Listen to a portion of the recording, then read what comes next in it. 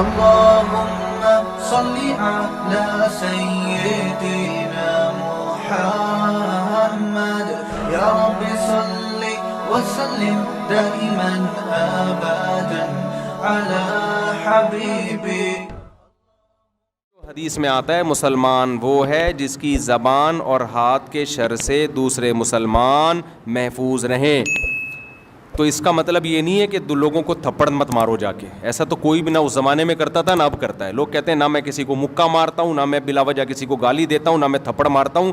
تو میرے زبان اور ہاتھ کے شر سے دوسرے مسلمان کیا ہیں؟ محفوظ ہیں. او بھائی یہ تو پہلے بھی محفوظ تھے, ہر دور میں محفوظ رہے ہیں. کون بھی بلا وجہ کسی کو جا کے مارتا ہے؟ اس حدیث کا مطلب یہ ہے کوئی ایسا کام نادانستہ طور پر نہ کیا جائے کہ آپ کی نیت تکلیف پہنچانے کی نہیں ہے لیکن پھر بھی سامنے والے کو تکلیف ہو رہی ہے. ایسا کام نہ کیا جائے.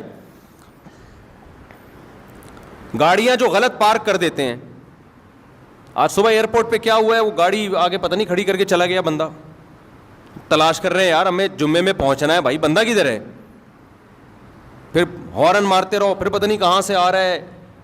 اس کی نیت یہ نہیں ہوگی تکلیف دینے کی, اس کی نیت یہ ہوگی یار میرے کچھ لوگ آ رہے ہیں غلط پارکنگ کر کے, اب چلا گیا وہ کہ میں تھوڑی دیر میں آ جاؤں گا. تو بھائی آپ تھوڑی دیر تک کیوں کسی کو کھڑا رکھ رہے ہو؟ تو غلط ہے نا. ایسی جگہ پہ آپ کیوں گاڑی 5 منٹ کے لیے بھی کیوں کھڑی کر رہے ہو گاڑی؟ آپ خود تکلیف اٹھاؤ نا, پارکنگ پہ کھڑی کرو اور پیدل چل کے آؤ. آپ اپنے آپ کو 5 منٹ کی تکلیف سے بچانا اور دوسرے کو 25 منٹ کی تکلیف میں ڈال دینا. اور وہ 5 منٹ کی تکلیف جو دوسرے کو ہوتی ہے وہ بھاری اس لیے لگتی ہے کہ اس کا ڈیوریشن معلوم نہیں ہوتا کہ کم وقت آئے گا کبھی. ہے سمجھ میں نہیں آ رہی میرا خیال ہے بات.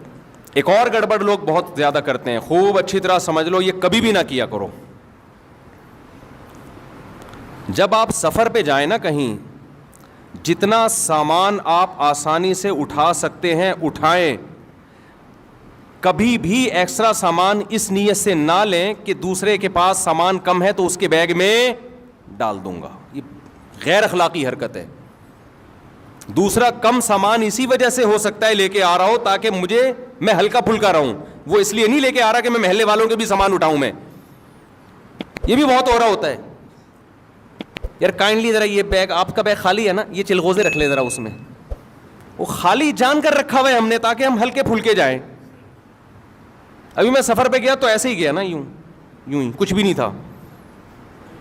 وہ پوچھ رہے بیگ کہاں ہے, میں نے کہا میں ٹوٹل میں ہی ہوں بس. تو کہہ رہے بھائی کیا ہے, میں نے کہا میں ٹوٹل یہی ہوں, میں ٹوٹل مجھے ہی مشین سے گزارنا ہے تو گزار لو بھائی. کیوں میں جان کر ہلکا پھلکا گیا ہوں یار, کیا بیگ کی ٹینشن اٹھائے آدمی. تو 1-8 دن کا سفر ہوتا ہے تو کپڑے لے جانے کی بھی ضرورت نہیں ہوتی. اب لوگ کیا کر رہے ہوتے ہیں کائنڈلی یہ ذرا, اور پھر اس میں خطرہ یہ ہوتا ہے کہ اب منع کرو نا, منع تو بد اخلاقی, غیر اخلاقی. مفتی صاحب خالی تو ہو نا آپ. بعض دفعہ ایسے ہوتا ہے, ایک جگہ سامان تھا میرے پاس تو ایک جاننے والے تھے, انہوں نے وہ کھجوریں رکھوا دیں. وہ ایکسٹرا کھجوریں لے کر جا رہے ہیں. وہ انہوں نے کہا جی ایئرپورٹ یہاں آپ کے پاس کم سامان ہے. جاننے والے تھے وہ, میں مانتا ہوں. اب وہ قصہ پرانا ہو گیا, ان کو نہیں پتہ چلے گا. انہوں نے کیا کیا, کھجوریں رکھوا دیں کہ جی آپ کے پاس سامان کم ہے, مجھے 20 کلو یا پتہ نہیں 30 کلو سے زیادہ کی اجازت نہیں, آپ یہ سامان رکھ لیں ہم, اور آگے جب گزر جائیں گے تو مجھے واپس کر دیے گا. میرے دماغ میں وسوسے آ رہے ہیں کہ کھجور ہی ہے, کوئی ہیروئن چرس تو نہیں ہے اس کے اندر. اس قدر ذہنی کوفت مجھے شروع ہوئی ہے نا. شروع میں تو میں نے رکھ لی, مجھے ناگوار تو گزرا. بھائی کیوں آپ ایسی چیز لے کر آ رہے ہو کہ جو خالی ملے گا اس کو پہنا دو گے؟ اب تعلق بھی ہے, منع کیسے کریں یار, یہاں سے وہاں تک ہی تو لے کے جانا ہے نا. منع کریں گے یار مفتی صاحب ممبر پہ بیان تو بڑے اخلاق اور انسانیت کی خدمت, اور یہاں یہ حرکت کر رہے ہیں آپ. تو مجھے یہ چرس ہیروئن کی طرف تو دماغ نہیں گیا, لیکن میرا ذہن اس طرف چلا گیا کہ میں نے کہا رکھ لیتے ہیں. مجھے غصہ تو آیا لیکن میں نے رکھ لی. لیکن پھر میرے دماغ میں وسوسے آنا, چرس ہیروئن نہیں, کوئی بھی غیر قانونی چیز ہو سکتی ہے. سعودی عرب سے چرس لانا تو آسان نہیں ہے, لے جانا ہی ناممکن ہے, تو لانا کہاں سے ہوگا. لیکن کچھ بھی ہو سکتا ہے. 1% بھی چانس ہو تو ٹینشن دینے کے لیے بولو کافی ہے یہ. خیر وہ پار ہوا, پھر انہوں نے مجھ سے معذرت بھی کی, میں معذرت چاہتا ہوں. میں نے کہا آپ نے معذرت تو کر لی ہے لیکن یہ حرکت ٹھیک نہیں ہے, بالکل غلط حرکت ہے. یہ معذرت کیا, سوری کرنے سے تھپڑ مارو پھر بولو سوری. تبلیغ میں لوگ نکلتے ہیں, یہ دیکھا گیا ہے یار وہ امیر صاحب آپ کا بیگ خالی ہے نا, یہ میرے چلغوزے رکھ لیں اس میں. غیر اخلاقی حرکت ہے. آپ کو پتہ نہیں ہے کہ وہ دل سے رکھ رہا ہے یا وہ ٹینشن میں. بعض دفعہ بیگ میں جگہ خالی ہوتی ہے, انسان اس لیے خالی رکھتا ہے کہ وزن ہلکا ہو, وہ اس لیے تھوڑی رکھتا ہے کہ تو زیادہ لے آنا. میں ایک دفعہ بیرون ملک جا رہا ہے, ایئرپورٹ پہ جاننے والے مل گئے, کراچی ایئرپورٹ پہ, بہت پرانے تھے, قریبی تھے. انہوں نے دیکھا مفتی صاحب ہلکے پھلکے جا رہے ہیں نا, ان کو اچھا نہیں لگا بالکل. میں انہوں نے کیا کیا, کچھ چیزیں, میں وہ چیزیں بتاؤں گا تو وہ سمجھ جائیں گے میری بات ہو رہی ہے نا. وہ چیزیں نکال کے میرے بیگ میں ڈال دیں, اور میری جو تلاشی شروع ہوئی ہے, اتنی لمبی تلاشی. بولے آپ کیا بزنس کر رہے ہو, کیا یہ ایکسپورٹ کر رہے ہو, کیا کر رہے ہو, یہ تو بزنس کا مال لگ رہا ہے. گھنٹہ لگ گیا میرا ایئرپورٹ پہ. میں گزرا ہوں, پھر جا کے انہوں نے وہ سامان واپس لیا. کہا میں نے کچھ بھی نہیں ان کو, لیکن آپ بزنس کر رہے ہو تو اپنا بوجھ خود تو اٹھاؤ نا کم از کم.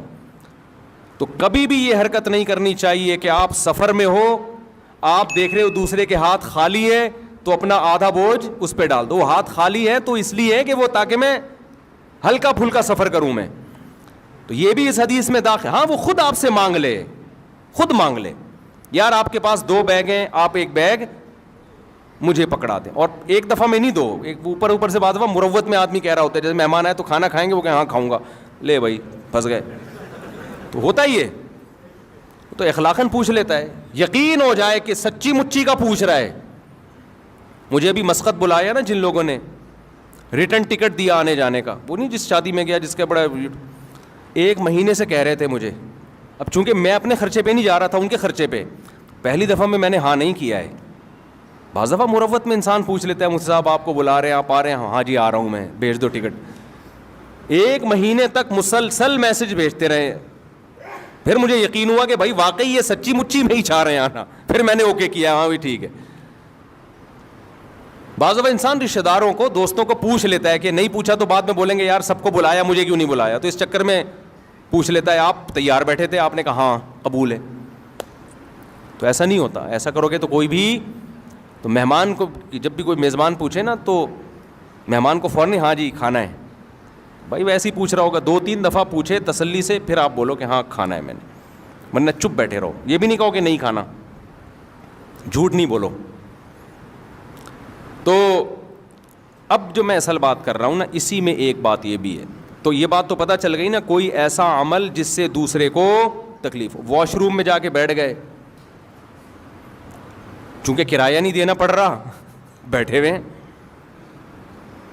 اور باہر رش بھی نہیں ہے, تو بھائی جب آپ گئے تھے ہو سکتا ہے اس وقت رش نہ ہو, بعد میں کوئی بندہ آ گیا ہو, بیٹھے ہوئے.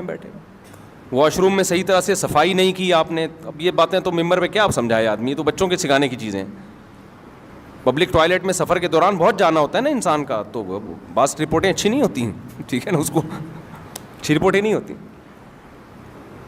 تو یہ تمام چیزیں, اسی میں ایک بات خوب اچھی طرح سمجھ لیں, جب بھی کوئی مہمان آئے نا, مہمان سے 1 دفعہ کھانے کا پوچھو, 2 دفعہ, 3 دفعہ, 4تھی دفعہ مت پوچھو, وہ مصیبت میں آئے گا. میرے ساتھ ایسا اتنا زیادہ ہونے لگا ہے کہ اب میں ڈپریشن میں جانے لگا ہوں, اب میں غصہ کرنے لگا ہوں لوگوں پہ. اب کہیں بیان کے لیے گئے, یہاں سے نکل کے ادھر گئے, حضرت مفتی صاحب چائے پئیں. بھائی چائے پی لی ہے میں نے. نہیں یار, ہمارے گھر آپ آئیں اور کچھ کھائے بغیر چلے جائیں, یہ کیسے ہو سکتا ہے؟ بھائی میں نہیں کھا سکتا, میں اللہ کی قسم نہیں کھا. تھوڑا سا تو رکھنا, 6 سموسے لا کے رکھ دیے. ہم نے کیا کیا, ایک نوالا, پورا تو ختم کریں نا, پورا تو ختم کریں نا, 1 سموسہ پیل دیا ہم نے وہاں بیٹھے ہوئے. اب چونکہ آگے بھی ملاقات ہے, وہ بھی بہت اہم شخصیت ہیں, ان سے بھی ملنا ہے. ادھر گئے, مفتی صاحب یہ بتائیں کھانا چلے گا یا شربت چلے گا؟ بھائی کچھ بھی نہیں چلے گا, اگر کچھ اور چلا تو میں نہیں چلوں گا, پھر میں چلنے کے قابل نہیں. مفتی صاحب دیکھیں یہ تو ہو نہیں سکتا. آپ ہمارے گھر آئے ہیں اور کھائے پیے بغیر چلے. یار نہیں کھا سکتے. یہ میں آپ کو حقیقت بتا رہا ہوں, اور یہ صرف میرے ساتھ نہیں ہے, بہت سے لوگوں کے ساتھ اور بھی ہو رہا ہوگا. تو میں اپنی کوئی پرسنل چیزیں شیئر کرنا ممبر میں مقصد نہیں ہے, بتانا مقصد ہے مثال سے کہ تکلیف کس طرح سے لوگوں کو ہوتی ہے. نہیں مفتی صاحب, کائنڈلی مفتی صاحب, پلیز مفتی صاحب, یہ کیسے ہو سکتا ہے؟ آپ آئے, آپ کی وجہ سے ہمارے گھر میں 4 شادیوں کے پھڈے ہوئے ہیں, آپ کی وجہ سے ہمارے گھر میں یہ ہوا ہے, آپ کیسے کھائے پیے بغیر چلے جا سکتے؟ کائنڈلی دل میں یہ بھی ہوتا ہے بعض لوگوں کے. پھر لڈو کھا لیں, تھوڑا سا لڈو کھا لیں, میری خاطر لڈو کھا لیں. میں تو لڈو ویسے ہی نہیں کھاتا بھائی, نہ مٹھائی کو مجھے عادت ہی نہیں ہے. ان کی محبت میں ایک لڈو کھا لیا, کھلا 2 رہے تھے, ایک میں برداشت کر لیا ہم نے کہ بس جنگ ہو جائے گی. اب ایک سموسا ہو گیا اور ایک کیا ہو گیا؟ لڈو. اور پہلے کھانا وہ ہو گیا نا, اس کے ساتھ ایک سموسا اور ایک لڈو, آگے چلو. اب مجھے نا, میں دوستوں سے کہہ رہا ہوتا ہوں اب یہ کھلائے گا بھائی, میں ڈپریشن میں آ رہا ہوں نا, کیونکہ میں 1 مہینہ میں نے پیٹ کا علاج کیا ہے اسپیشلسٹ سے. میرا پیٹ کی ایسی کی تیسی ہو گئی تھی, مرنے لگا تھا میں. گن پوائنٹ پہ جو کھلا رہے ہیں نا, 1 لڈو, 1 سموسا, 2 چائے, 1 لسی, 1 جوس. جب سفر میں آدمی ہوتا ہے تو 20 لوگوں سے مل رہا ہے, پوری مٹھائی کی دکان بن گیا تھا میں.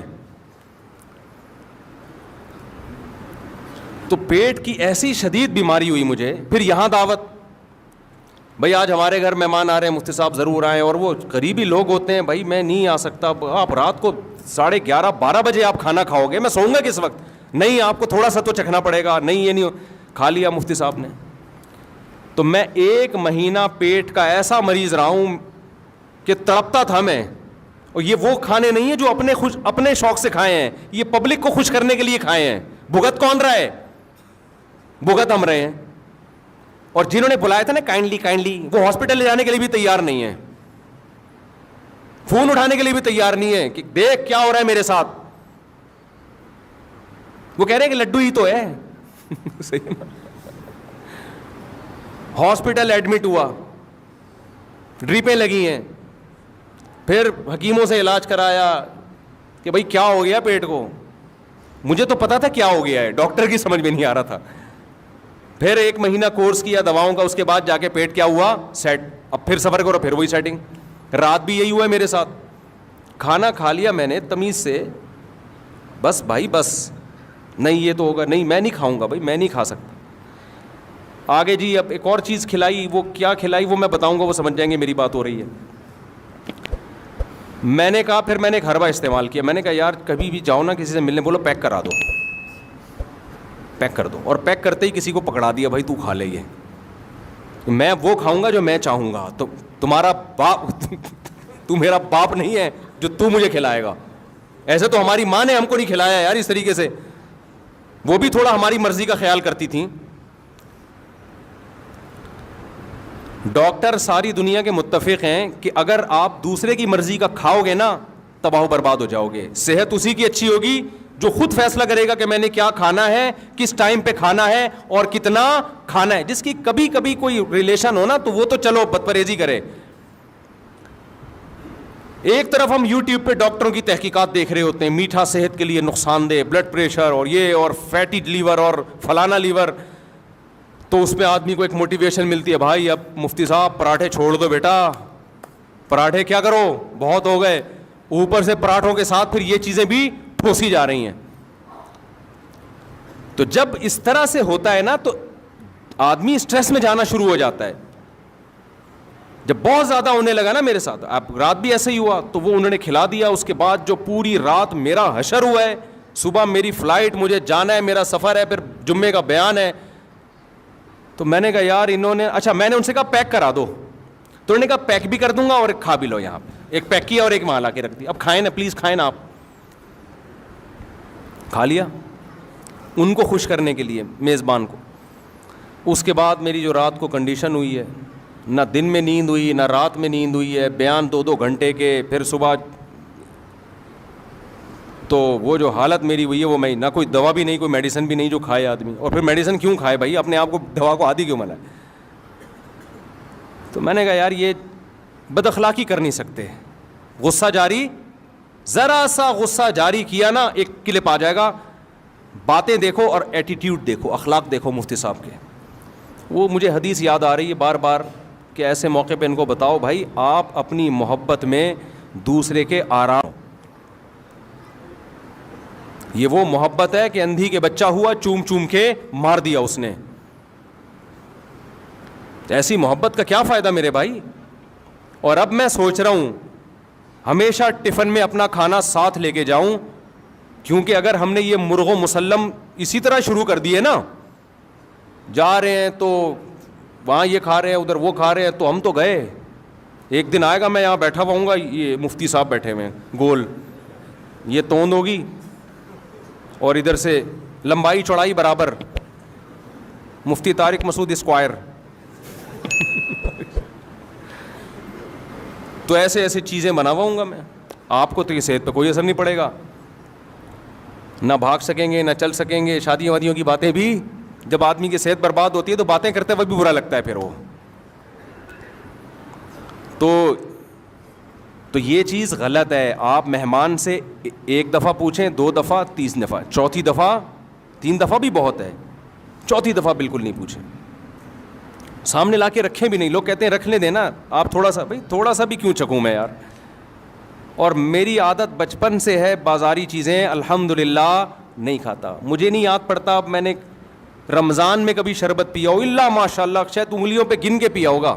شدید پیاس کے روزوں میں بھی شربت نہیں پیا, پانی پیا. اگر شربت پینا تو گھر میں بنا کے لیمن نچوڑا اور پی گئے. یہ اسی وجہ سے تھوڑا ڈیزائن ٹھیک ہے ابھی تک ہمارا. میں نہیں کہہ رہا میری صحت کوئی قابل رشک ہے, لیکن زیادہ آڑا ترشا نہیں ہوں الحمدللہ. اس کی وجہ یہ کہ پیکنگ کی چیزیں شروع سے چھوڑی ہوئی ہیں بچپن سے ہی. نہ ماں باپ نے عادی بنایا, نہ ہم نے اس کا اپنے آپ کو عادت ڈالی. گھر میں پڑے ہوتے ہیں جوس کے ڈبے میں ہاتھ بھی نہیں لگاتا, اور سب کو پتہ ہے میرے بارے میں جوس لا کے لوگ رکھتے ہیں یہ کبھی بھی نہیں پیے گا. ہم کیا پیتے ہیں, کل میں بکری کا دودھ پی رہا تھا, ایک امریکہ سے مہمان ملنے کے لیے آئے, گلاس میرے ہاتھ میں تھا, بکری کا دودھ نکالا, پی رہا ہوں, پکڑا گیا میں اسی وقت. ابھی آدھا منہ کو لگا, وہ کھڑے ہوئے, میں نے کہا بھائی ان کو دفتر میں بٹھاؤ یار, یہ کیا ہو رہی ہے. صحیح ہے. گائے کا دودھ نکالا, پیا الحمدللہ. بکری کھڑی ہوئی, آپ لوگ جہاں زیارت کر سکتے ہیں اس کی. بچہ بھی ہمارے گھر میں یہی اسی بکری کا دودھ پی رہا ہے. ایک لیٹسٹ ورژن ہے نا, 15.5 تھے 15 ہو گئے الحمدللہ.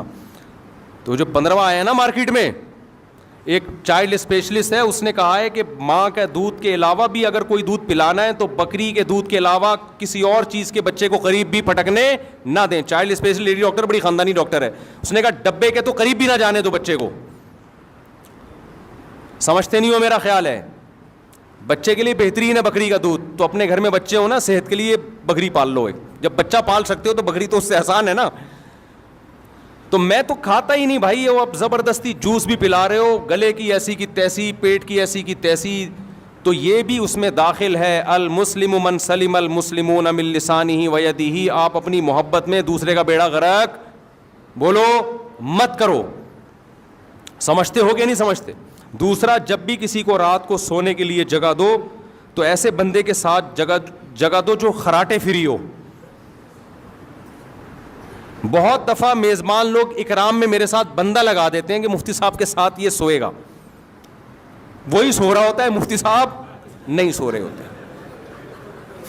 حقیقت اس قسم کے عجیب عجیب سے خراٹے آ رہے ہوتے ہیں. کئی دفعہ ایسے ہوئے سفر میں. تو میں لوگوں سے کہتا ہوں یار مجھے اکیلا کمرہ دو, میں نہیں سو سکتا کسی, پتہ نہیں کیا خراٹے آئیں. تو آپ اس کا خیال کیا کریں. بس بات کو سمیٹتا ہوں میں. جب گاڑی آپ پارک کرو تو 100 دفعہ خود سوچو یہ کہ کوئی یہاں سے گزر سکتا ہے.